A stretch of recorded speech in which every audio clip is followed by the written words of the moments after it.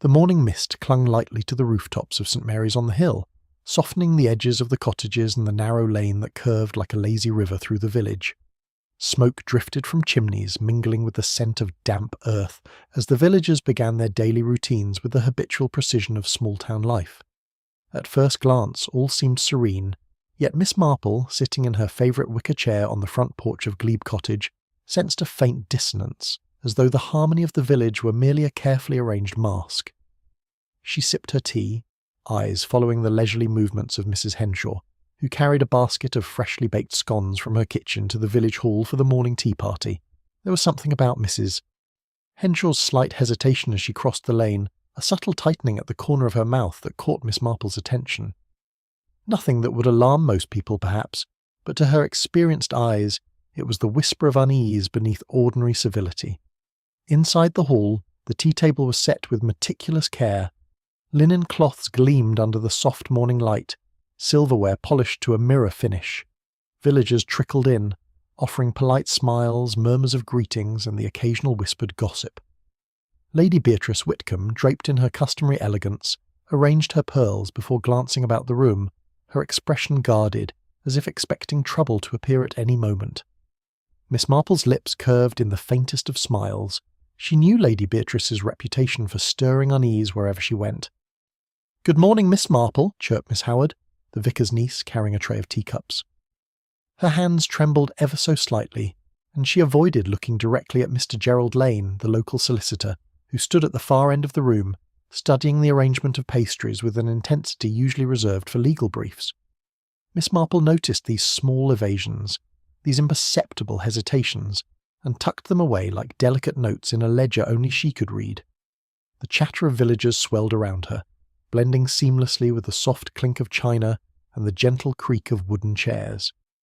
Yet even amidst the laughter and polite conversation, Miss Marple observed the subtle frictions, Mrs. Thorne's eyes flicking to Mr. Lane with thinly veiled suspicion, Miss Howard's nervous fidgeting, and Lady Beatrice's carefully measured smile that never reached her eyes.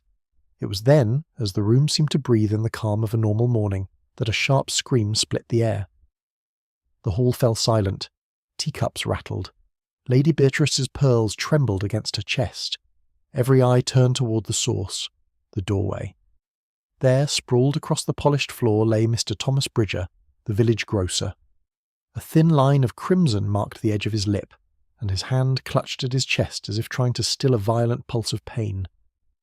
Miss Marple, standing as quietly as a shadow, noted the way his body slumped unnaturally, the peculiar angle of his head, and the faint scent of almonds in the air, a smell she'd come to associate with certain poisons. Panic surged through the hall. And voices rose in overlapping questions and exclamations. But Miss Marple remained still, her mind already piecing together fragments, observing, noting, waiting. "Call the doctor!" cried Lady Beatrice, her voice sharp now, slicing through the confusion. "Someone, please, do something!" Miss Marple's gaze moved from one face to another, noting gestures, the tightness in throats, the rapid darting of eyes, the unspoken hesitations. Each movement was a sentence, each glance a paragraph. While others reacted to shock and fear, she recorded the hidden truths, the invisible threads connecting the villagers. By the time Dr. Cartwright arrived, the crowd had gathered in a tense, uneasy circle around the body. He knelt beside Mr. Bridger, examining him briefly, he shaking his head with the polite but grim air of one accustomed to administering bad news. Miss Marple did not speak. She did not need to. Every subtle sign, every imperfection in posture or reaction, whispered the story of that morning in ways the doctor could not yet discern. Outside the hall, the village lane resumed its gentle quiet, but inside a storm had begun, one that would reveal long-hidden resentments, silent jealousies, and truths best left unspoken. And at the centre of it all, Miss Marple's observant eyes, calm and unwavering, waited to untangle the threads that would lead to the ultimate revelation. The village hall, once filled with the gentle hum of polite conversation, had become a stage for whispered speculation and restless murmurs. Villagers clustered in small groups, their eyes darting toward the still form of Mr. and a Bridger, now covered with a simple white cloth. Some faces paled, others betrayed a more practised attempt at composure. Miss Marple, sitting quietly near the window, observed them all, her keen mind threading together impressions as neatly as a needle through cloth.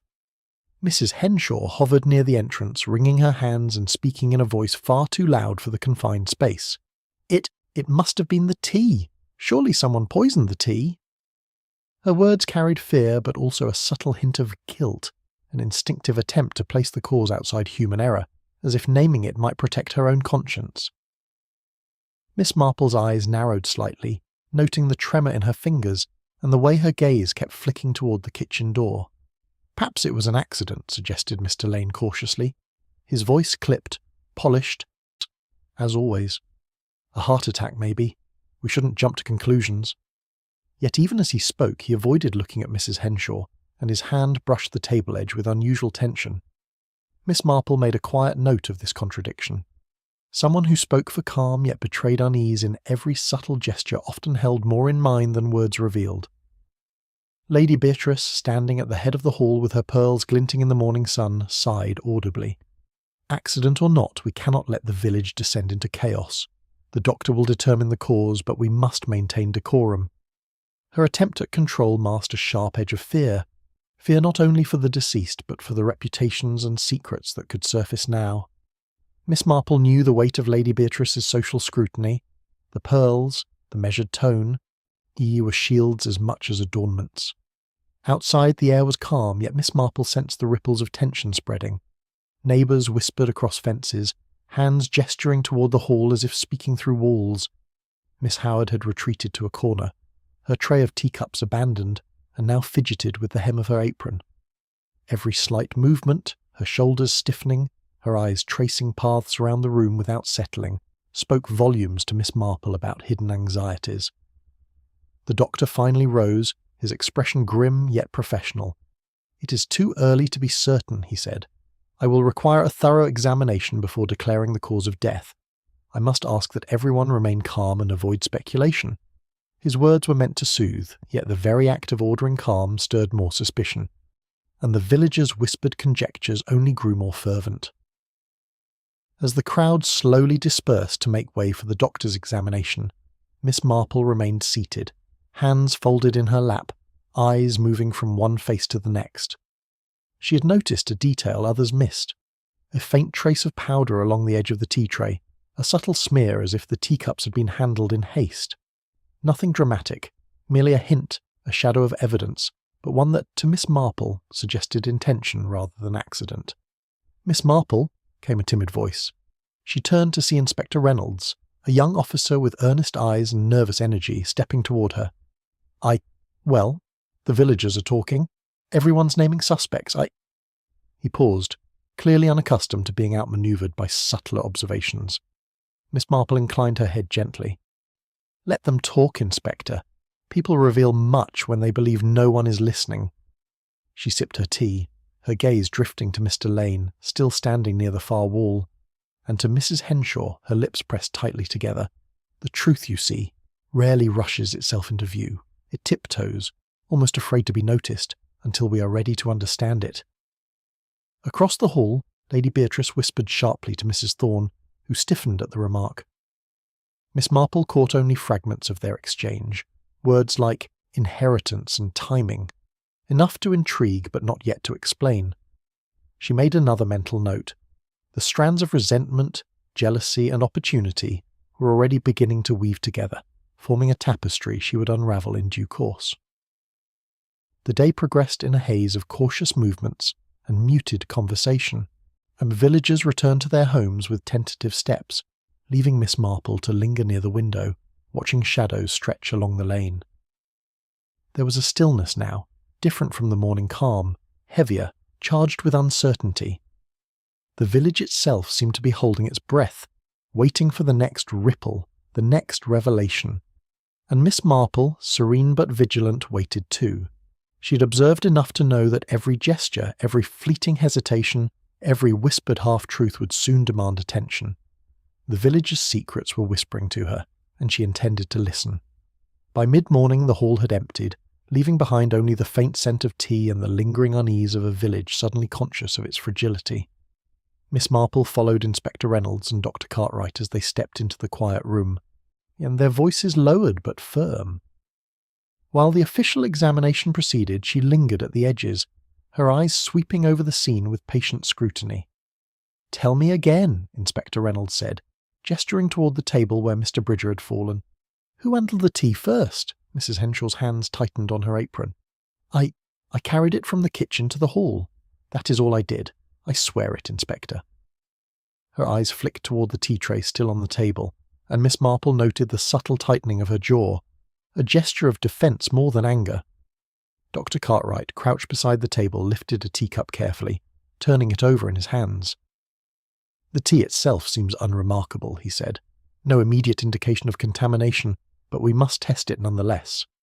His tone was precise, unyielding. Yet even he did not notice the faint smudge on the handle, a trace that Miss Marple filed away mentally, aware that small details often spoke louder than words. As the examination continued, the villagers began to trickle back into the hall, drawn by curiosity, gossip, and a need to assert control over the narrative. Miss Howard arrived first, brushing a strand of hair from her forehead, eyes wide but cautious. She lingered near Mrs. Henshaw, whispering questions in a nervous rhythm, her voice rising and falling like a small bird startled. "Did you see anything unusual before it happened?" Miss Marple asked gently, stepping closer. Her tone was calm, inviting trust rather than provoking fear. Miss Howard hesitated, hands clasped tightly. I didn't see much, except Mr. Lane seemed uneasy. He kept glancing toward the hall door, as if expecting someone to arrive." Miss Marple nodded slowly, letting the comment hang between them. Small, almost trivial observations often bore the weight of truth in St. Mary's on the Hill. Meanwhile, Lady Beatrice returned, her expression carefully neutral, her voice laced with an authority meant to steady the others. "We must consider that this was not a random event," she said, glancing around the room. "There are always motives, however hidden, in a village like ours." Her gaze lingered on Mr. Lane and Mrs. Thorne, subtle flickers of accusation barely concealed beneath her composed exterior. Miss Marple's mind quietly catalogued each nuance, the nervous movements, the fleeting eye contact, the slight hesitation in Lady Beatrice's posture. Every individual revealed a piece of the social puzzle, a thread connecting past grievances and secret alliances. Inspector Reynolds approached her, brow furrowed. "Miss Marple, I don't understand how you can glean anything from their gestures. It's all so subtle." "Precisely because it is subtle, Inspector," Miss Marple replied. "The truth rarely announces itself with a trumpet. It is whispered, suggested, hinted at. One must listen carefully to the silence as much as to the speech." Her attention shifted to Mr. Lane, standing stiffly near the window. The solicitor's fingers drummed lightly on the edge of the table, but it was his eyes that betrayed him, a flicker of concern, quickly masked whenever he glanced toward Lady Beatrice. Miss Marple observed, but she said nothing. Observation alone often yielded more than interrogation. Elsewhere, Mrs. Thorne had found a chair by the corner of the hall, her posture rigid, her lips pressed tightly together. Miss Marple noted the slight quiver in her hands as she smoothed the folds of her dress, a gesture that betrayed both fear and an unwillingness to appear vulnerable. Through the morning, a rhythm of hushed conversation, fleeting glances and carefully controlled movements took shape. Each villager revealed, inadvertently, a measure of themselves. Miss Marple recorded it all: the stolen glances, the whispered remarks, the avoidance of certain topics. Every omission, every hesitation, became a note in the growing symphony of evidence. When Dr. Cartwright finally rose, his expression professional yet shadowed by uncertainty, he addressed the group. "I cannot rule out foul play. There are irregularities that require further investigation, and I must request that no one leaves the village until tomorrow to allow a full inquiry." A ripple of murmurs passed through the hall. Some faces paled, others stiffened, as if bracing against accusation. Miss Marple, however, remained composed, her mind already sorting possibilities, weighing motives, and anticipating the unspoken reactions that would eventually expose the truth. Outside, the village lane remained still, almost deceptively serene.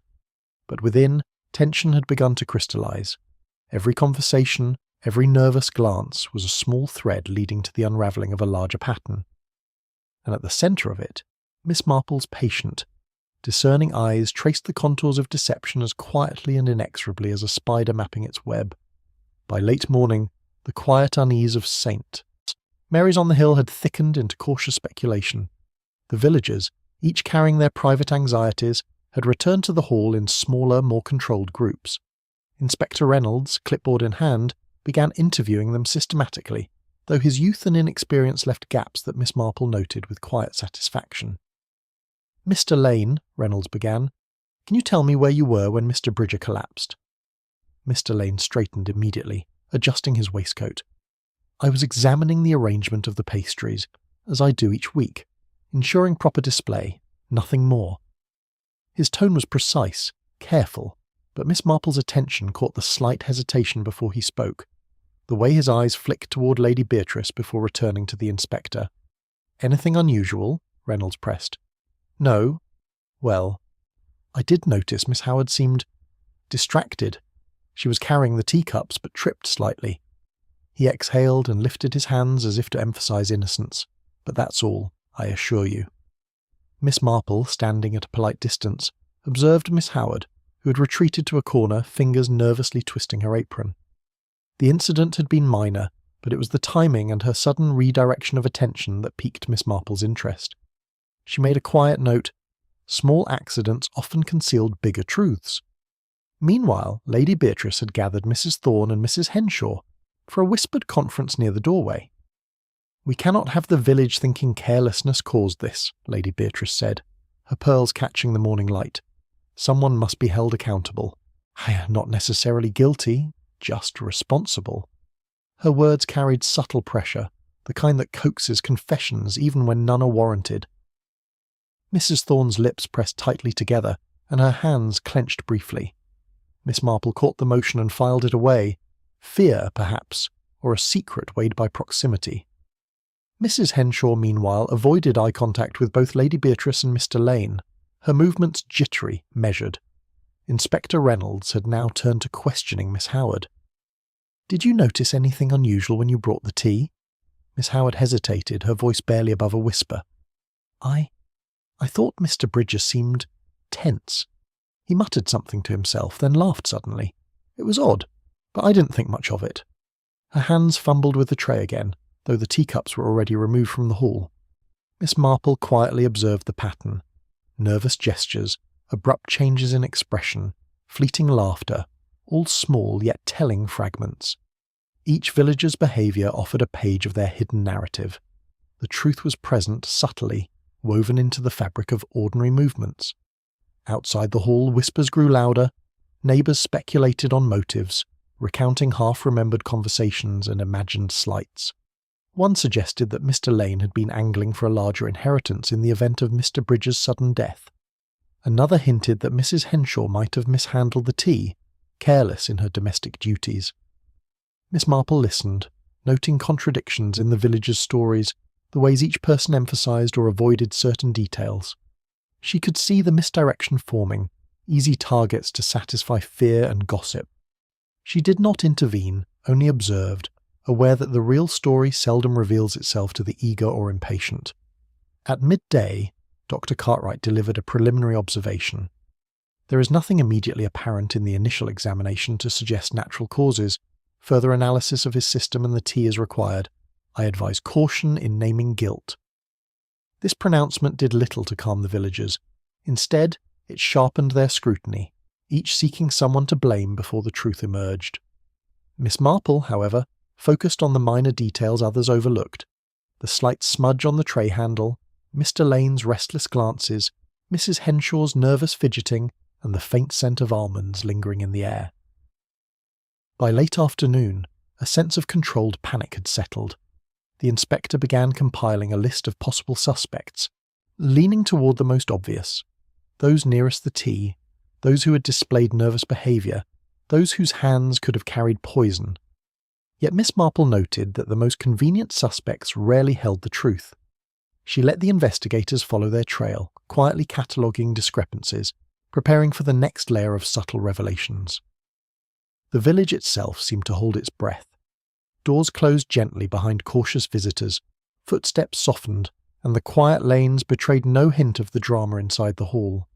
And in the stillness, Miss Marple, patient and deliberate, considered the invisible threads of motive, opportunity, and human weakness that would guide her toward the true culprit. The village hall had fallen into an uneasy quiet by late afternoon. The initial flurry of accusations and speculation had subsided, leaving behind a tension that seemed almost tangible.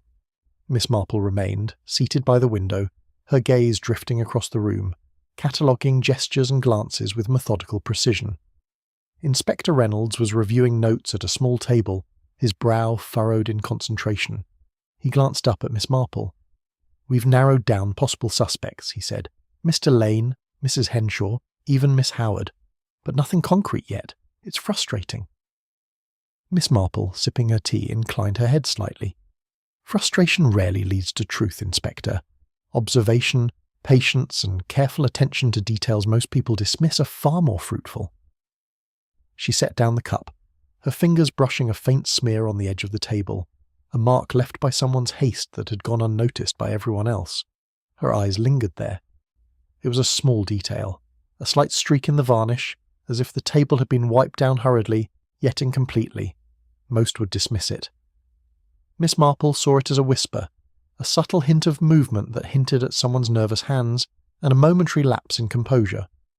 Mrs. Thorne shifted uneasily in her chair, glancing at the table with a vague recognition. Miss Marple noted the tiny furrow of her brow, the way her fingers flexed briefly before resting. Something had caught her attention, a detail she had not expected others to notice. Meanwhile, Lady Beatrice had gathered a small cluster of villagers near the window, speaking in low tones. "It may be nothing," she said, "but I noticed a slight tremor in the way the tea was handled. Perhaps carelessness. Or perhaps something more deliberate." Her voice carried both suggestion and fear, leaving her listeners uncertain how to react. Miss Marple allowed herself a faint smile. Even the most astute villagers could sense patterns in things they barely understood, yet misinterpret them entirely. She observed Mr. Lane's expression tighten subtly at Lady Beatrice's words, his hand brushing the edge of a chair with a nervous precision. Dr. Cartwright moved closer to inspect the tea tray and paused at the same streak Miss Marple had already noticed. "Curious," he murmured, tapping lightly. "It seems someone handled these cups in a hurry, possibly spilled something." Miss Marple's eyes flicked to Mrs. Henshaw, whose face had gone pale. Her hands trembled slightly as she attempted to smooth the folds of her apron. The gesture, though fleeting, spoke volumes: worry, concealment, and a hint of guilt not yet confessed. The hidden clue was small, almost laughably trivial to anyone untrained in the art of observation. A faint smear of tea on the underside of one cup, unnoticed by the villagers, but revealing the trajectory of the fatal drink. Miss Marple traced it carefully in her mind. Whoever had poured that cup had done so with intent, but in a manner designed to leave minimal evidence, a precise, deliberate act disguised as routine care. Miss Marple leaned back in her chair, letting the observation settle. Each villager had shown some reaction, some small sign of tension, but only the correct combination would reveal the culprit. Her mind began connecting the dots: the nervous tremor of Mrs. Henshaw, the fleeting glances of Mr. Lane, Lady Beatrice's subtle insistence on decorum, and Miss Howard's jittery movements. "You see, Inspector," she said quietly, addressing Reynolds, who had been observing her, "the most telling evidence is often not what is spoken, but what is overlooked.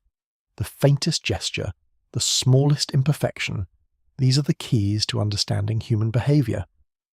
Outside the hall, the village lane retained its quiet charm, as if nothing untoward had occurred.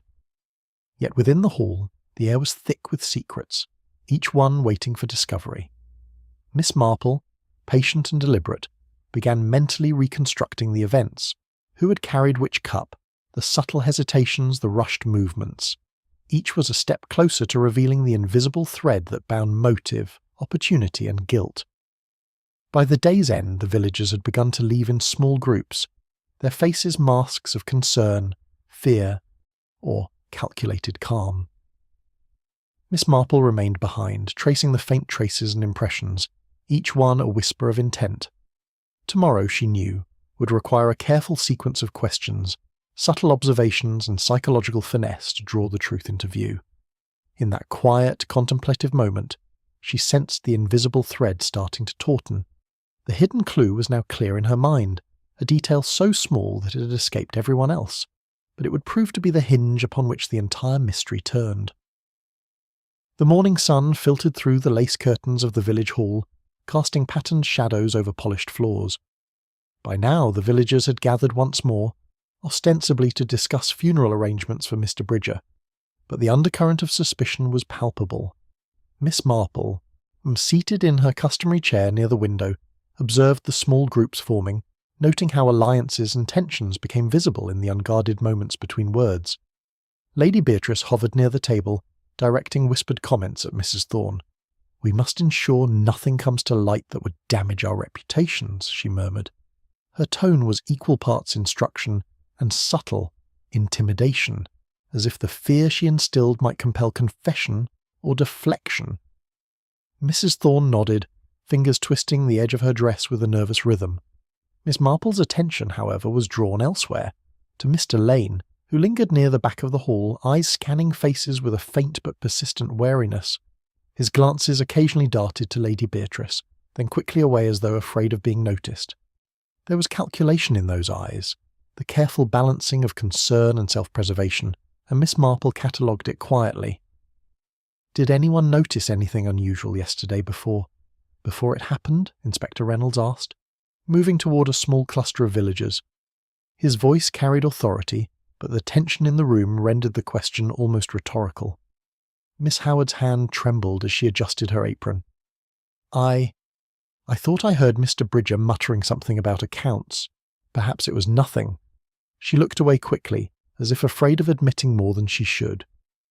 Miss Marple observed the hesitation in her speech, the slight stiffening of her shoulders, a minor signal, but one that could indicate suppressed knowledge. Mrs. Henshaw interjected softly, voice quivering. He was distracted more than usual. He argued quietly with Mr. Lane in the shop yesterday morning. Something about deliveries.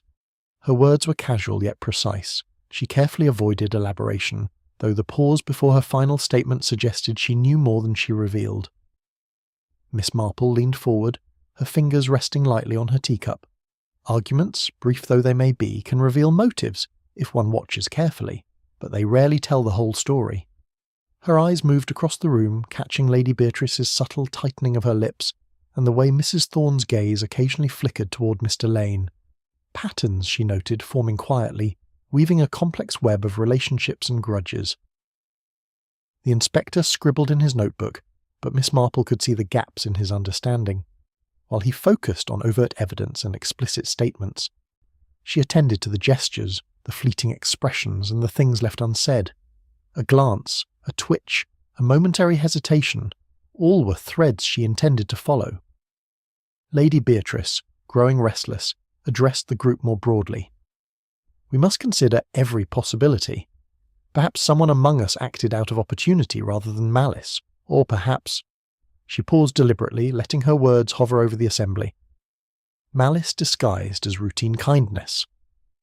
Her gaze lingered over Mr. Lane and Mrs. Henshaw, subtle but precise in its implication. Mr. Lane's lips tightened briefly and he cleared his throat. "I assure you, Lady Beatrice, nothing of the sort occurred. We are all equally shocked by this tragedy." The firmness in his voice was just enough to convey defensiveness while avoiding outright confrontation. Miss Marple recorded the nuance, noting how words could reveal restraint, deception, or truth depending on their delivery. As the discussion continued, Miss Marple noticed another detail, the placement of chairs near the table. One chair, slightly pushed back from the rest, bore a faint indentation on the seat, as if someone had risen abruptly. Small, almost imperceptible, yet suggestive of a sudden movement, perhaps to avoid notice or conceal action. Across the room, Miss Howard's gaze lingered on the tea tray now set aside. She glanced toward Mrs. Henshaw and then at Mr. Lane, her lips pressed together in a tight line. Miss Marple observed silently, understanding that the way fear and guilt manifested in small gestures often provided a clearer map of intent than words ever could. The morning wore on, conversations weaving between the practical, funeral details, condolences, and the subtle dance of accusation, defence, and observation. Miss Marple absorbed it all, her mind connecting minor discrepancies, nervous gestures, and fleeting expressions into a growing pattern of relationships, motives, and hidden resentments. By noon, the hall had quieted once more. Villagers drifted toward the exits, each movement careful, controlled, calculated. Yet beneath the composed surface, the currents of suspicion and fear had strengthened. Miss Marple, alone for a moment, traced the invisible lines in her mind: opportunity, subtle misdirection, and a hint of premeditation. The hidden clue from the tea tray had opened the first door. Now, the social fabric of the village itself revealed its secrets, as waiting for her patient attention to untangle them completely. Evening settled over St. Mary's on the hill, with a soft golden glow, the narrow lane bathed in muted light. The hall had emptied, but a sense of unease lingered in the air like an uninvited guest. Villagers had returned to their homes, though conversations whispered behind curtains and through slightly ajar doors suggested the ripple of suspicion had only grown. Miss Marple, taking her customary walk along the lane, noticed the subtle signs of tension in familiar cottages: windows tightly closed, shutters slightly askew, the hurried brush of a hand across a doorstep. She paused briefly at the vicarage, where Miss Howard was arranging flowers. The girl looked up, startled, and quickly dropped her gaze to the petals. Miss Marple observed the faint stain of soil on her fingers, a detail too ordinary to be remarkable, yet in the context of earlier behaviour, it suggested hurried movements under duress. Returning to Glebe Cottage, Miss Marple found a note waiting on her doorstep. Carefully unfolded, it read, "Look closer at the morning tea. The smallest things tell the biggest stories." No signature. A warning, a hint, or perhaps mischief. It was deliberately ambiguous. She folded it neatly, noting the handwriting's careful regularity and slight tremor in the strokes. Someone wished to draw attention, perhaps test her resolve, or subtly misdirect. Back at the hall the next morning, Inspector Reynolds had gathered the primary suspects, Mr. Lane, Mrs. Henshaw, and Miss Howard, for further questioning. Lady Beatrice was present, her expression perfectly composed, though Miss Marple detected the faint tension along her jawline. "Let us go over yesterday's events once more," Reynolds began, step by step. Mrs. Henshaw fidgeted, twisting the folds of her apron. "I carried the tea from the kitchen, yes, and then I placed it on the table. I did not touch Mr. Bridger's cup in any unusual way." Her voice wavered slightly, betraying the careful insistence she hoped would shield her from scrutiny. Miss Marple, watching silently, noted the subtle twitch of her fingers, the way she avoided direct eye contact with Mr. Lane. Every gesture spoke volumes, though it required patience to interpret correctly. Mr. Lane, in turn, spoke with precise diction, attempting calm. "I examined the pastries and conversed briefly with Mr. Bridger. Nothing untoward occurred. I assure you, Inspector, any suggestion otherwise is—" He paused mid-sentence, glancing at Lady Beatrice. The split second of hesitation, almost imperceptible, revealed more than words could: concern over observation, awareness of being watched, and a calculated restraint. Miss Howard's voice trembled as she added, I brought the cups, yes, but everything seemed normal. I didn't notice anything unusual." Yet as she spoke, her eyes flicked repeatedly to Mrs. Henshaw and Mr. Lane, a silent acknowledgement of shared knowledge or unspoken concern. The room's atmosphere thickened. Lady Beatrice's eyes scanned each face, lips pressed together, evaluating the reactions, measuring fear and calculating influence. She leaned slightly toward Mrs. Thorne, whispering something too soft for the others to hear. Miss Marple's sharp ears, however, caught fragments. Timing, suspicious, perhaps deliberate. A subtle shift occurred then. Mrs. Henshaw, seated nearest the tea tray, suddenly pushed it slightly forward with a trembling hand, as if drawing attention to it without intending to. The faint smear of tea on one handle, unnoticed by anyone else, now became an unintentional focus of the room. Miss Marple's eyes narrowed. The hidden clue, the trace of deliberate handling, was quietly surfacing, its significance still invisible to the others. Inspector Reynolds, sensing momentum, pointed toward the cup.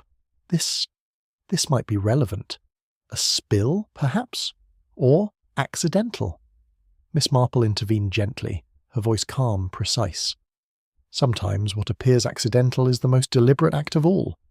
A hasty hand can leave a message if one knows where to look. She allowed the words to linger, watching as the subtle weight of suggestion pressed on her companions. Outside the hall, the village seemed to hold its breath. Each person, each gesture, each hesitation added layers to the invisible web of motives and opportunity. Miss Marple, as always, observed quietly, tracing the interconnections, noting contradictions, and recognizing that the simplest gestures often hid the deepest truths. By the afternoon, suspicion had shifted subtly. Eyes that had once accused Mr. Lane now flickered to Mrs. Henshaw. Whispers questioned Miss Howard's sudden composure. Even Lady Beatrice, who had commanded attention so effectively, seemed slightly off balance.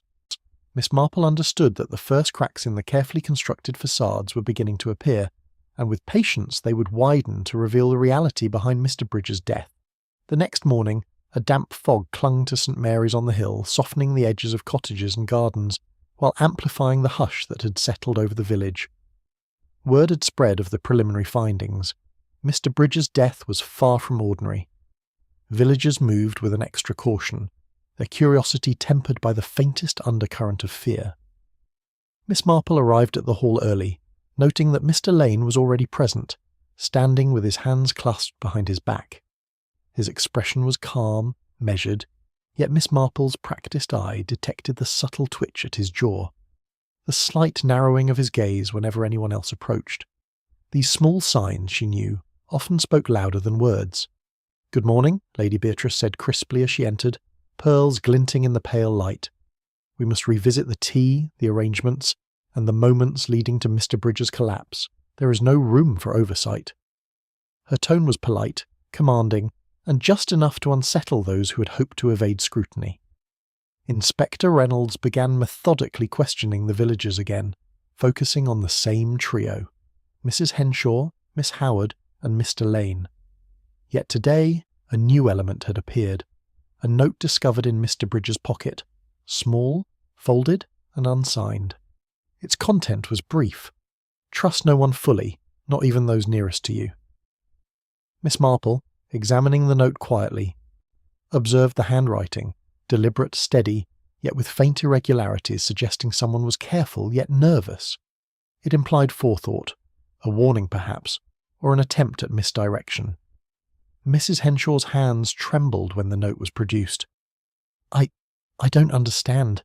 He didn't show this to me," she said, voice small.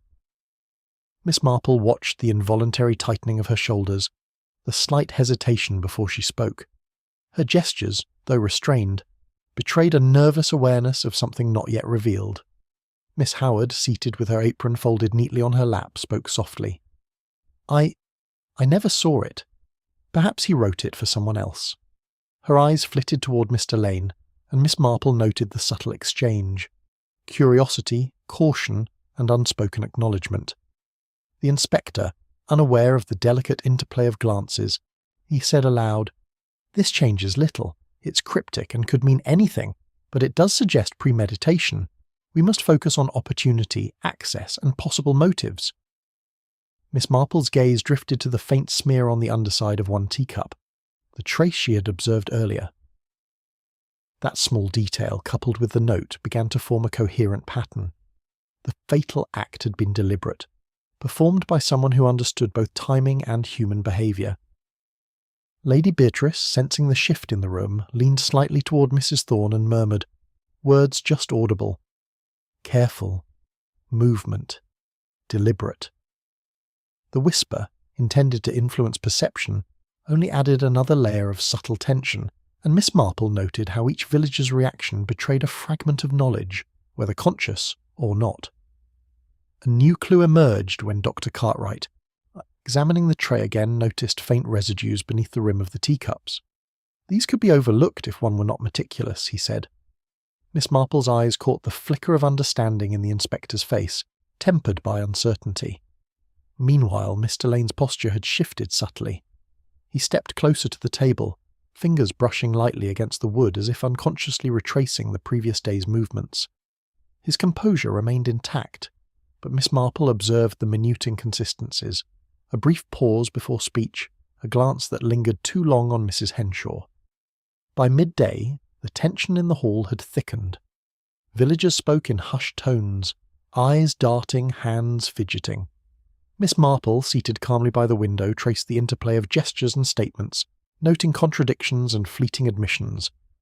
The hidden dynamics of fear, guilt, and observation were becoming clearer, and she began to see how the note, the teacup, and the nervous reactions aligned to point toward opportunity and intent.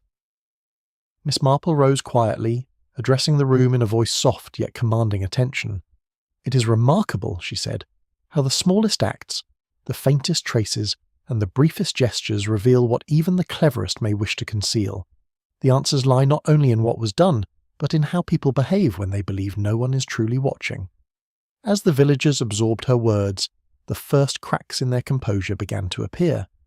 Mrs. Henshaw's fingers twisted the edge of her apron nervously. Mr. Lane's gaze shifted momentarily, betraying hesitation.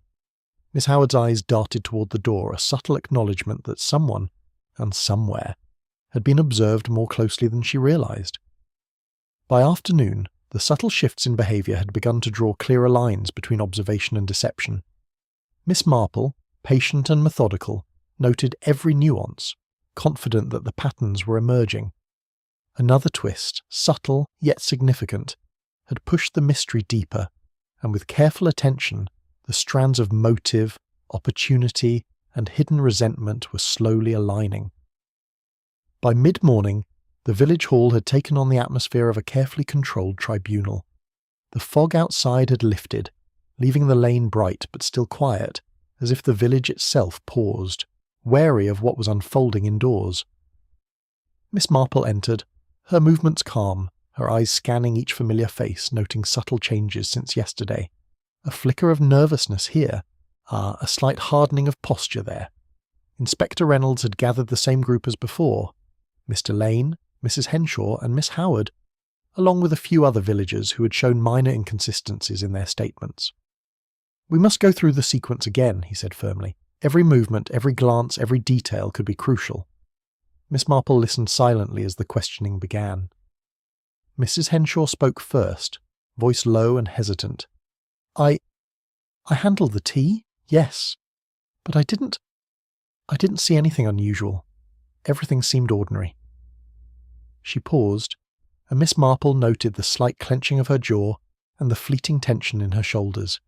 It was the kind of involuntary gesture that betrayed awareness of something far more deliberate than accident. Miss Howard added softly, "I carried the cups too, but nothing seemed wrong.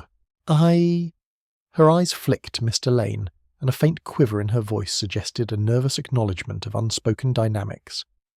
Mr. Lane, standing near the edge of the table, spoke with measured calm, though Miss Marple observed the subtle hesitation in his gestures, the way his fingers brushed lightly against the table edge. "I examined the pastries, spoke with Mr. Bridger briefly, but nothing unusual occurred, I assure you." It was then that Dr. Cartwright, having returned with the results of preliminary tests, spoke. "I have examined the teacups and the contents more closely. There is evidence of a chemical residue consistent with cyanide. It is subtle, but significant. Accidental ingestion is improbable. This suggests deliberate administration." A ripple of shock passed through the hall. Lady Beatrice gasped softly, pressing her pearls together. Deliberate? But who? Miss Marple's eyes remained calm, though her mind raced, tracing the web of gestures, hesitations, and interactions she had catalogued over the past days. Every reaction now took on heightened significance. Mrs. Henshaw's nervous twitches, Mr. Lane's measured deflections, Miss Howard's fleeting glances. A subtle detail caught her attention. A tiny fingerprint smudge on the underside of the teacup handled by Mrs. Henshaw, faint enough that only the most attentive observer could detect it. It suggested hurried handling, a minor clue easily dismissed by anyone else, but revealing in its precision and placement. "Notice," Miss Marple said softly, drawing the room's attention. "The cup itself bears a trace of hurried movement. The residue alone points to deliberate action. But the handling indicates intent, perhaps even fear of observation." She allowed her words to settle over the villagers, watching their subtle reactions carefully. Mr. Lane's gaze flickered involuntarily to Mrs. Henshaw, and she, in turn, avoided his eyes. Miss Howard's fingers twisted nervously in her lap, and even Lady Beatrice's composure seemed slightly strained as she absorbed the significance. Inspector Reynolds, attempting to maintain control, said firmly, "This is serious. Whoever did this had access, knowledge, and intent. We must focus on motive as well as opportunity."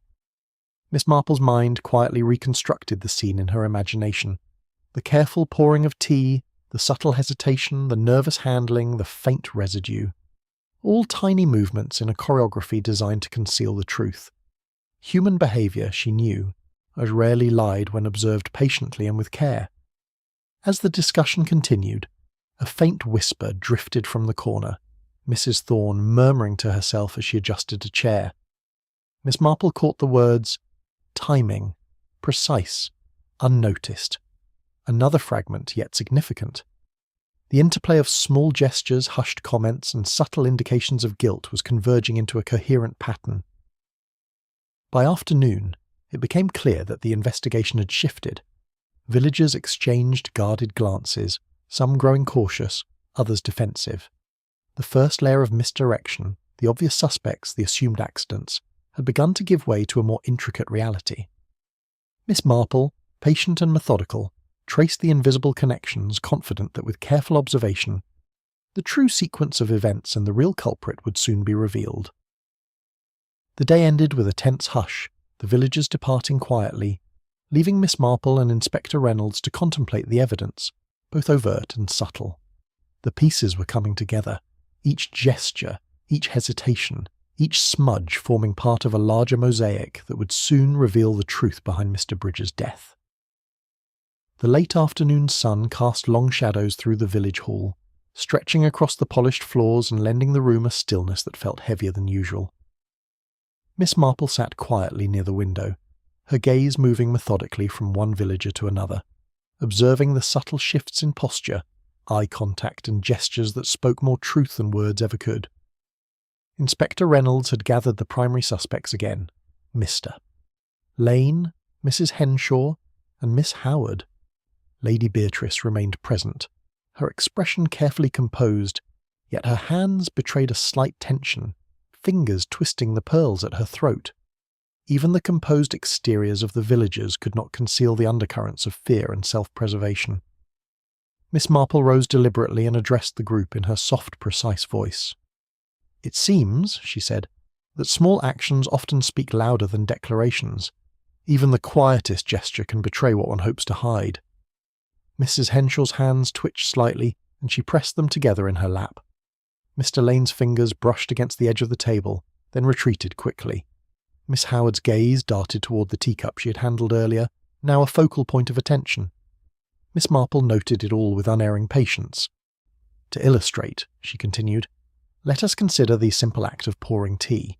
Most people perform it without thought, yet the smallest deviation can reveal intent. A hurried motion, a tremor, a momentary glance to see who is observing. All these details matter."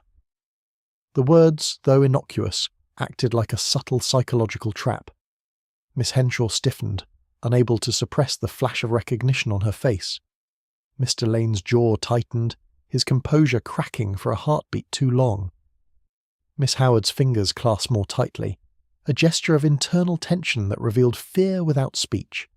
Inspector Reynolds looked puzzled. "Are you suggesting someone acted deliberately?" he asked.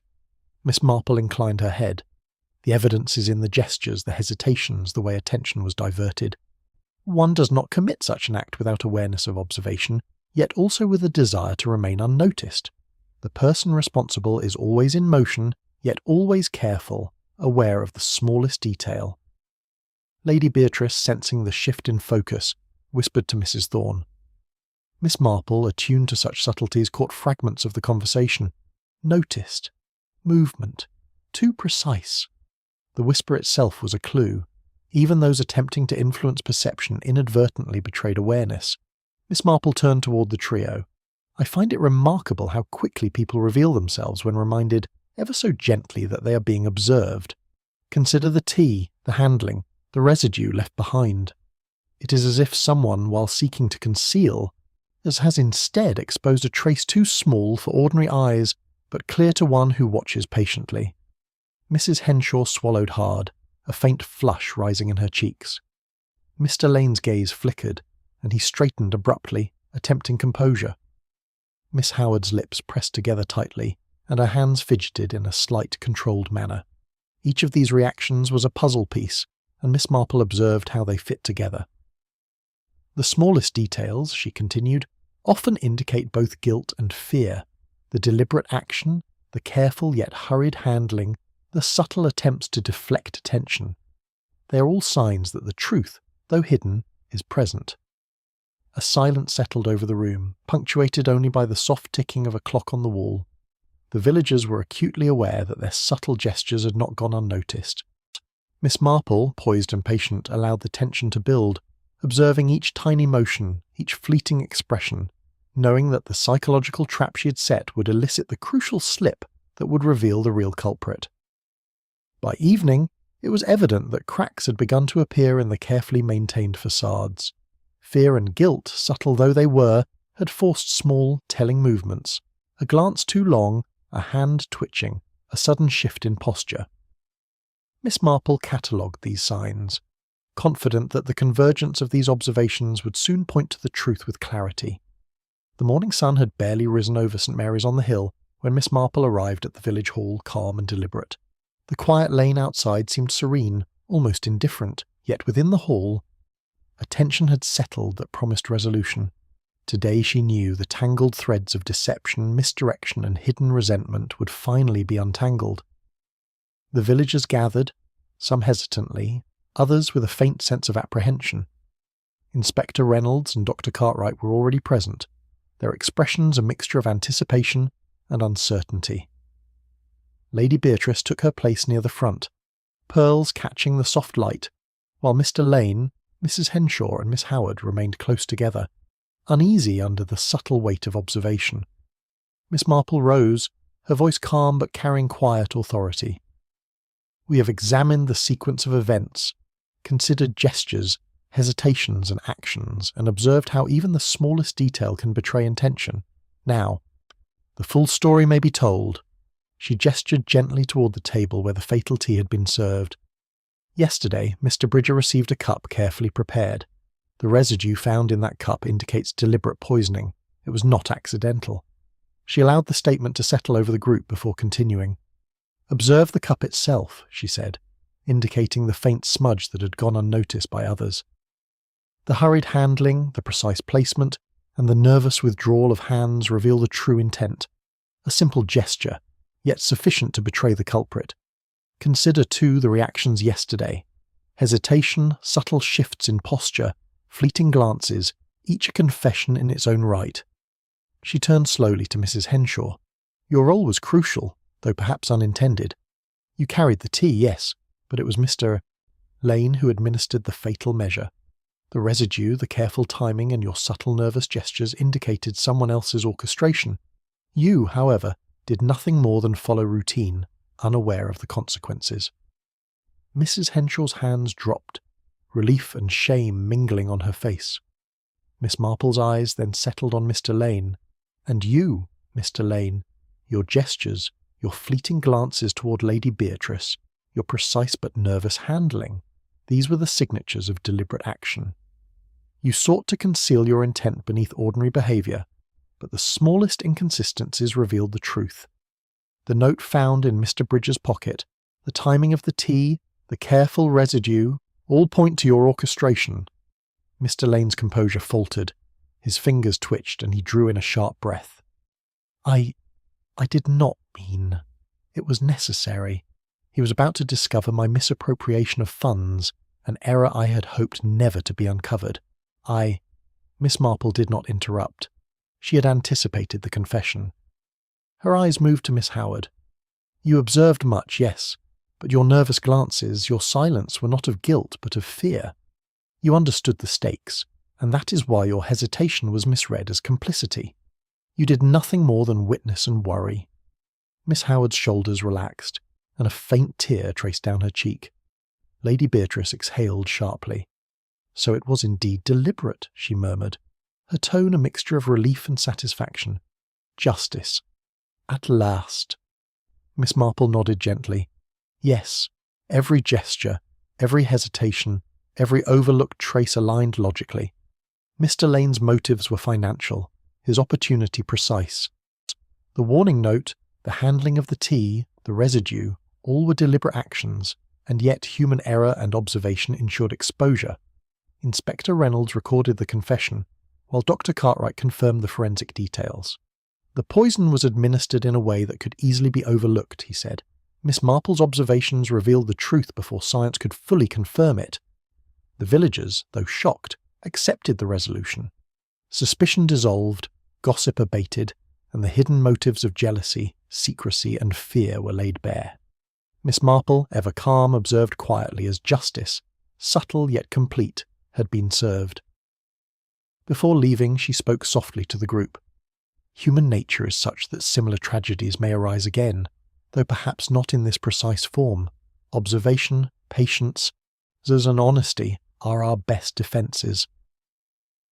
The village lane returned to its quiet charm that evening. There was no celebration, only reflection, and a renewed sense of caution in human dealings. The mystery had been unravelled completely. The culprit revealed, the motives explained, the clues reconciled, and the subtle psychological interplay laid bare.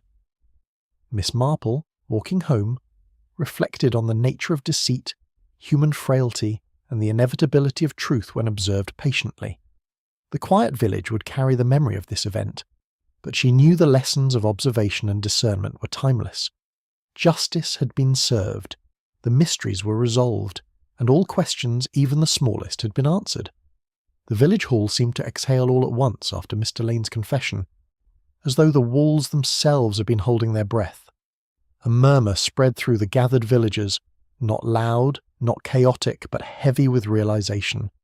The truth, once hidden beneath layers of politeness and routine, now stood plainly before them, undeniable and unsettling. Mr. Lane sank slowly into the nearest chair, his carefully constructed composure now in ruins. The man who had always prided himself on precision and control now appeared diminished, almost fragile. His hands trembled openly, no longer attempting to disguise the guilt that had consumed him long before this moment. "I never intended for it to happen like this," he muttered, his voice hollow. "It was supposed to be quiet, unnoticed, just enough to prevent discovery. I thought I could manage everything, like always." Inspector Reynolds stepped forward, his tone firm yet measured. "You planned it. You knew exactly what you were doing." Mr. Lane gave a faint, defeated smile. "Yes, I suppose I did." Across the room, Mrs. Henshaw clutched the back of a chair, her face pale but steadier now. The weight she had been carrying, fear of blame, fear of accusation, seemed to lift, replaced instead by a quiet sorrow. She had been part of the sequence, yes, but only as an unwitting participant in someone else's design. "I keep thinking," she said softly, almost to herself, "how ordinary it all seemed. Just another morning. Just another tray of tea." Miss Marple, still standing near the window, turned slightly toward her. "That is often the way of such things," she said gently. "Evil rarely announces itself. It arrives quietly, dressed in routine, relying on the familiarity of the moment to go unnoticed." Miss Howard, who had remained near the edge of the room, now stepped forward hesitantly. Her eyes were still bright with unshed tears, but there was a new steadiness in her posture. "I should have said something sooner," she admitted. "I noticed the way Mr. Lane was watching the cups, and how Mr. Bridger looked uneasy. But I told myself it was nothing. I didn't want to make trouble." Miss Marple regarded her kindly. "You observed more than most. Fear often silences the truth, especially when one is uncertain. But your awareness, even unspoken, played its part." Lady Beatrice, who had remained composed throughout, adjusted her pearls with a slow, deliberate motion, yet even she could not entirely conceal the shift in her demeanour. The sharp edge of authority had softened, replaced by something more reflective. "It is extraordinary," she said quietly, "how close we all were to it, and yet how blind we remained." Miss Marple allowed herself the faintest smile. "Not blind, Lady Beatrice, merely distracted. We see what we expect to see. It takes effort to notice what does not quite fit." Dr. Cartwright cleared his throat, stepping forward with a measured nod. "From a medical standpoint, the conclusion is clear. The poison was administered with precision, likely dissolved in a manner designed to leave minimal trace. It was, as Miss Marple observed, a calculated act. Inspector Reynolds closed his notebook with a firm motion. And now we have both confession and evidence. That will be sufficient. Two officers, who had been waiting quietly near the entrance, approached Mr. Lane. He did not resist. As they guided him to his feet, he paused, glancing briefly around the room. "For what it's worth," he said, his voice low, "I never hated him. Bridger. He was just in the way." Miss Marple's gaze did not waver. "That is often how it begins," she replied. "Not with hatred, but with convenience." Mr. Lane lowered his eyes, offering no further words as he was led out of the hall. The door closed behind him with a soft final sound that seemed to echo far longer than it should have. For a moment no one spoke. The absence of tension felt almost unfamiliar. The invisible threads of suspicion that had bound the villagers together in unease had snapped, leaving behind a quiet that was both relieving and unsettling. Mrs. Thorne was the first to move. She sank into a chair, exhaling slowly. "I hardly know what to think," she said. "All those whispers, all those suspicions, and yet the truth was something else entirely." "Not entirely," Miss Marple said gently. "Each suspicion contained a fragment of truth, fear, jealousy, unease, but none of them alone told the whole story." Inspector Reynolds approached her, his expression thoughtful. "I must admit, I would never have reached this conclusion so quickly. Not without noticing what you noticed." Miss Marple tilted her head slightly. "It is simply a matter of practice, Inspector. People reveal themselves constantly, though they rarely realize it." He glanced round the room. "The gestures, you mean?" "Yes," she replied. "A glance held too long, a hand withdrawn too quickly, a hesitation where there should be none. These are the things that speak most clearly." He nodded slowly. "I'll remember that." The villagers began to disperse, though more slowly than usual. Conversations resumed, quieter now, less speculative and more reflective. The sharp edge of gossip had dulled, replaced by a shared understanding of how close they had all been to something far darker than they had imagined. Outside, the village lane basked in the soft glow of late afternoon. Children's laughter, tentative at first, began to return. A door opened, then another. Life, with its quiet persistence, was already beginning to reassert itself. Miss Marple stepped out of the hall, pausing briefly at the threshold. She glanced back once, not at the people, but at the space itself. The polished floor, the neatly arranged chairs, the table where it had all unfolded. It looked ordinary again, and yet it was not. Places, like people, carried memories.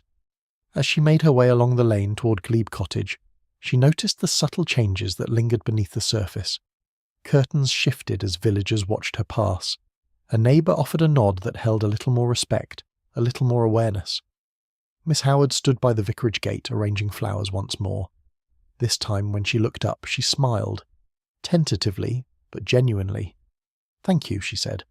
Miss Marple returned the smile. "For what?" "For seeing things clearly," Miss Howard replied. Miss Marple considered this for a moment. "It is not always a gift," she said softly, "but it is, perhaps, a responsibility." Back at Glebe Cottage, the familiar comfort of routine awaited her. The wicker chair, the teapot, the quiet garden, unchanged yet subtly enriched by the events that had passed. She poured herself a cup of tea, her movements unhurried, precise. For a moment she held the cup in her hands, studying it, not with suspicion but with quiet reflection. Such a simple object, and yet, in the wrong hands, capable of so much. She set it down and leaned back, her gaze drifting toward the lane. The village had returned to its rhythm, but she knew better than to believe in perfect harmony. Beneath every calm surface lay the complexities of human nature: ambition, fear, desire, and the quiet capacity for both kindness and cruelty. That, she reflected, was the true mystery. Not the crime itself, but the people behind it. As evening settled, a gentle breeze stirred the leaves, carrying with it the faint sounds of life resuming, distant conversation, the clink of dishes, the soft closing of doors. Miss Marple closed her eyes briefly, allowing the moment to settle. The case was finished. The truth had been uncovered. Justice, in its quiet, unassuming way, had been served, and yet she knew this would not be the last time such patterns emerged. Human nature was constant, repeating itself in different forms, in different places, under different circumstances. But so too was observation, so too was patience, and so too, inevitably, was truth.